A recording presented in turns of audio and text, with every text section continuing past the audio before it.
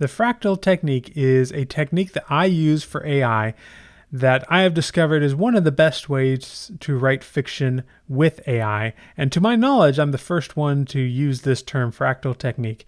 It is very similar to the snowflake method, which you may have heard of, which is a method used by human authors. But the fractal technique takes some of those principles and turns it into something that works for AI specifically.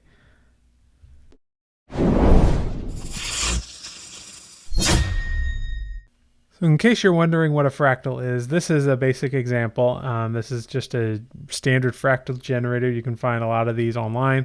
The basic idea with the fractal technique is you start high and then you drill in more and more. So if we were to just say, hey, I want to see what this little square looks like, and we get to zoom in. But let's just say, hey, this little teeny tiny bit, let's go see what that looks like. And we zoom in, and suddenly we're able to see a lot more detail. And the idea with a fractal, they're mathematically generated, and so we can continue to just dig in more and more and more. Let's say we just want to see this little section and then this teeny tiny little section. But there's still more and more detail to see as we go in and deeper and deeper and deeper. And there's just an infinite amount of detail to be found in these fractals. That's the idea behind the fractal technique. What we're going to do is I'm going to demonstrate this technique for you and how you can make it work with AI. If we go to ChatGPT for demonstration purposes, although these principles can be applied to pretty much any AI chat model, we're going to start with this prompt. Give me 20 high concept pitches for a best-selling science fiction beach romance novel, which is a genre that I feel like I have invented. This is one such prompt to get good ideas flowing, but it's not the only one. We're just going to use it for demonstration purposes. And now we have a whole bunch of science fiction beach romance ideas. Let's say we really like this last one. An oceanographer working on a project to communicate with marine life falls in love with a consciousness that claims to be the ocean herself. Okay. Or the ocean itself. Forgive me. So let's say we really like this idea. We can copy it, open a new chat, or we can just continue in this chat. And this is the prompt we're going to use. Using the following concept, write a story synopsis for a best-selling science fiction beach romance book. Be sure to divide the story into 3 acts and include the climax and ending of the book, which, as a quick side note, always make sure that you get an ending, because otherwise it'll just create kind of a piece of marketing copy where it gives you the concept, which is cool, but you really want an ending to the whole thing. So that is what I would put here. Now you could paste the concept after this, or you can change this first part. Instead of saying using the following concept, we could just say,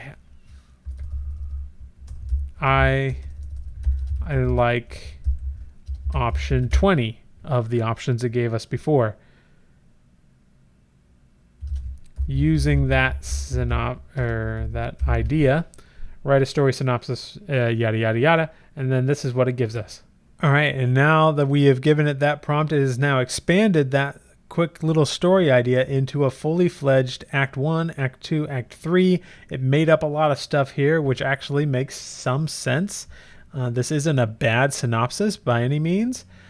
And so you can see how using the fractal method, we went from just a tiny story idea to a full-on synopsis in just a few minutes.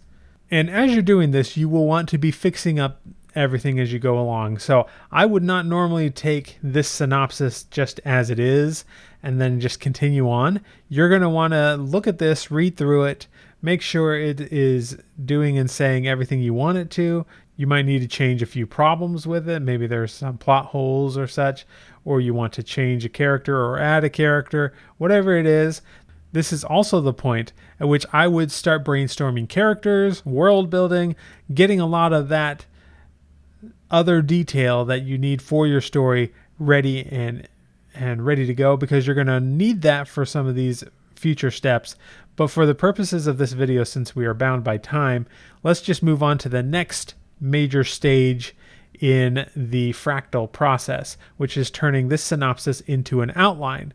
And so this is the prompt that you want to do for that. Using the following synopsis, write a detailed 12-step outline based on the hero's journey framework as defined by Christopher Vogler. Instead of saying using the following synopsis, which you could then paste, we're just going to change this to say using the above synopsis, so that it knows that I mean this. But normally I would say using the following synopsis because I would be pasting my modified version of the synopsis in there.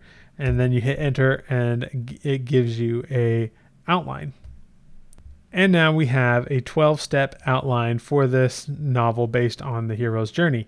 Now, at this point, there are a couple of things you could do. You could expand this outline.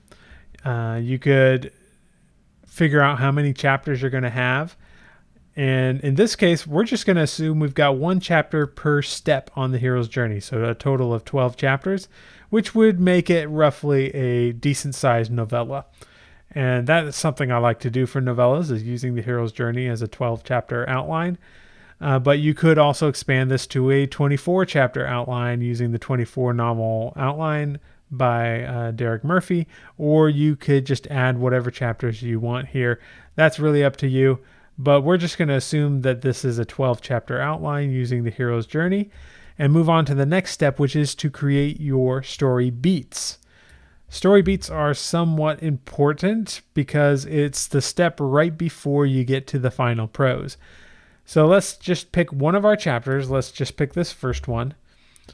And this is the prompt that we're going to be using for it. Using the following chapter summary, or in this case, well, actually, no, in this case, I am going to just take this chapter here and paste it below the prompt. Using the following chapter summary, create a detailed outline for the chapter with 12 story beats.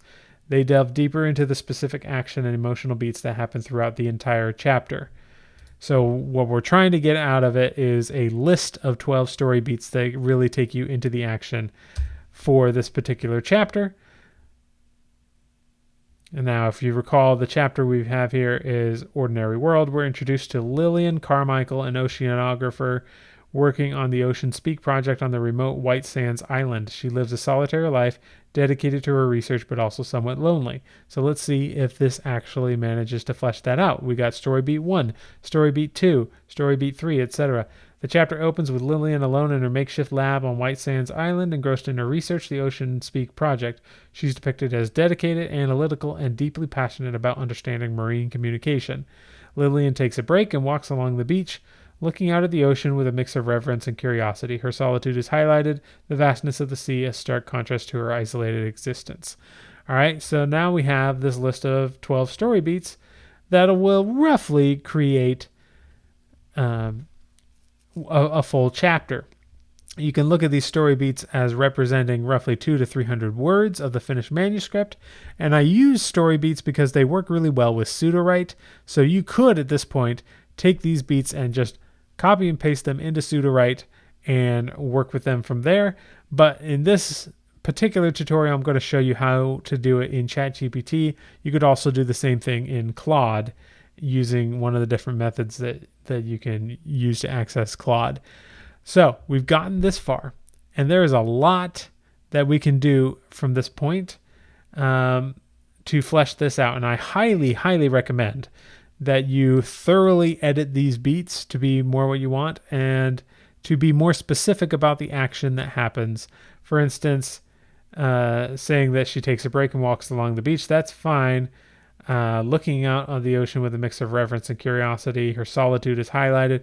This is a little vague. Like, what is she actually doing while she's out there to show that her solitude is highlighted? That's one of those things that you might want to figure out a little bit more before you move on to the next step. Or you can even use AI to really figure those things out.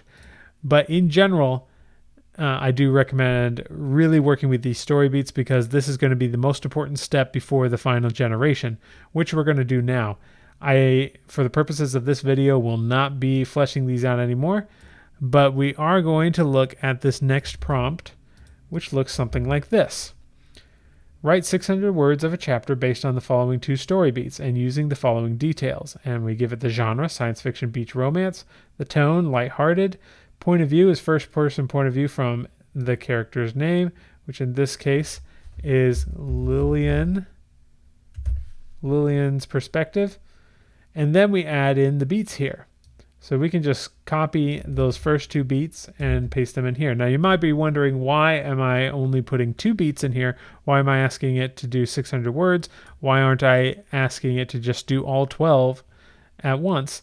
And the reason is ChatGPT is still not very great at following directions. If you ask it to give you 3,000 words, it's usually not going to get there. It's going to rush it a little bit if you try to give it all of the story beats that you have here.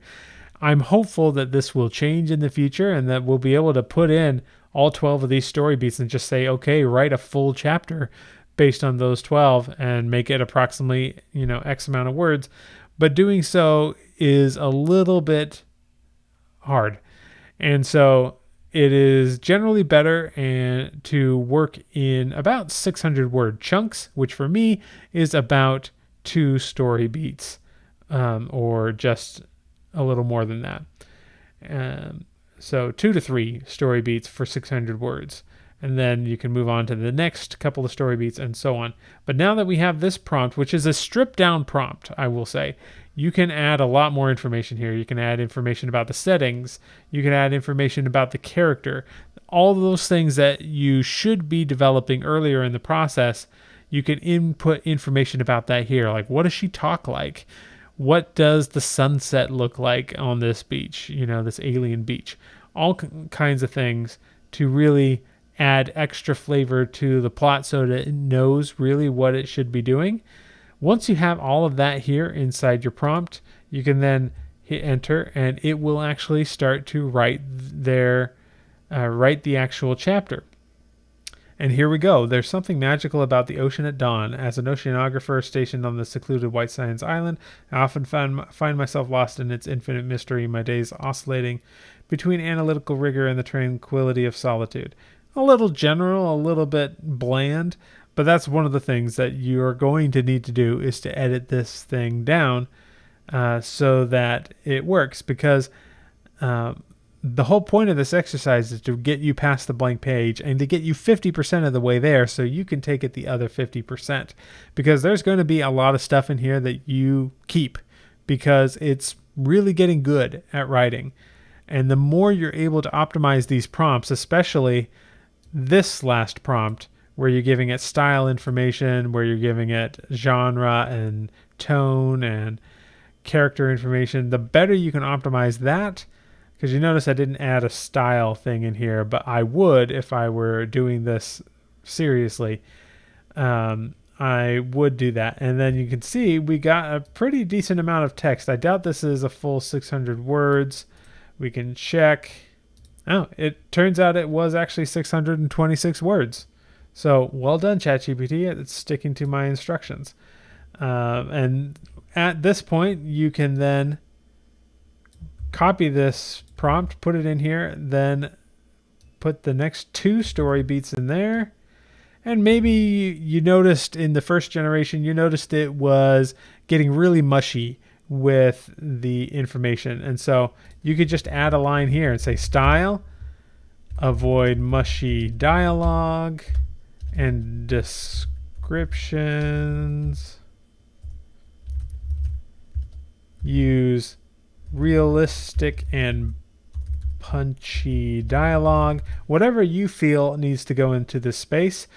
You could even add something like do it in the style of Jane Austen or someone, and it will have an effect on it.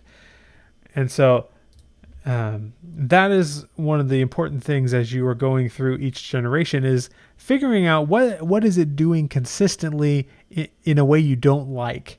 And is there a way you could prompt it so that it doesn't do that thing? And the more you do this over and over and over, your prompt will get better and better and better, which means you will need to do less editing as you go along. And let's just take a look at this one in particular, continuing with those 2 story beats. As the last vestiges of dawn retreat, I'm reminded of a memory. It's a childhood trip to the beach, my first real encounter with the ocean. Watch out for the waves, Lillian. I can still hear my mother's voice. So, not too bad. And certainly this isn't a book I would be writing. But for a lot of people, this method of starting small, building slowly and slowly into bigger and bigger is a really good way to pump out a book extremely quickly. And then you just spend the majority of your time just editing it and fixing it to make it more closely related to your vision and how you want it to look. I hope that was useful, and I'll see you in the next video.